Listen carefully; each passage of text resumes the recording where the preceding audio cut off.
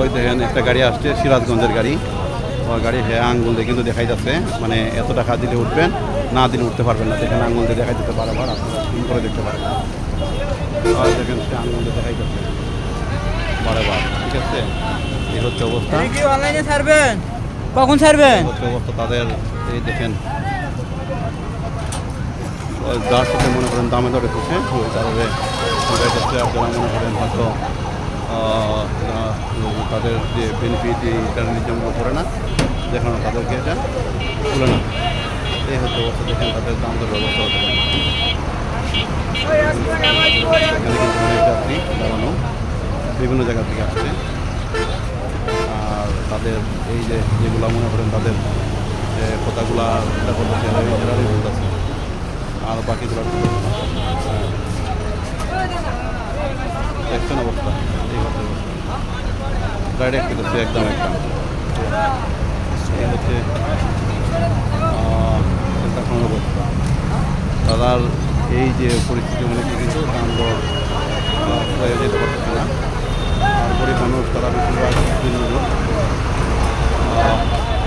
তারা থেকে যেগুলো আমি আমার একটা প্রশ্ন করবো,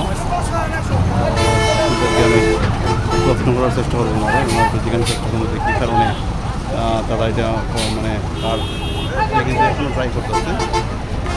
এই বয়স্ক লোকটা এখনও কিন্তু ট্রাই করতেছে। আমি অবশ্য প্রশ্ন করবো, আমি গাড়িতে যাওয়ার তারপর যেগুলো গাড়ি কিন্তু তাদের সাথে হয়তো করতেছে। একটা গাড়ি আসতে দেখা যায়, কাজ নিয়ে দেখেন মানুষ পুরাপুরি করে বসতে হবে।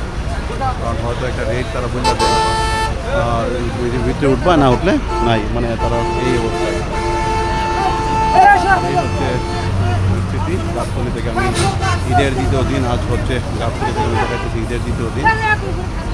তাদের ভাড়ার যে বিষয়টা, এই হচ্ছে অবস্থা। আমি এদেরকে দেখানোর চেষ্টা করবো যেগুলোর সাথে তারা হয়তো বাঘ বেতনটা করে দেখেন দাম দর করে ফেলাইতেছে।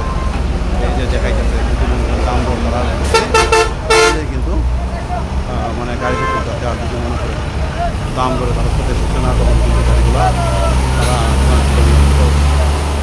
মানে 300 টাকা 400 টাকা অতিরিক্ত করে, 300 400 মানে অতিরিক্ত। আর কাউন্টার থেকে প্রায় মিনিমাম 200 টাকা যে জায়গা বাড়া, সেই জায়গায় 1000 টাকা লাগে। 200 টাকা যে জায়গা বাড়া, যেগুলা কাউন্টার থেকে, যেখানে কাউন্টারে 200 টাকার বড় 1000 টাকা হওয়াতে কাউন্টার থেকে তারা এই জায়গায় আসবে।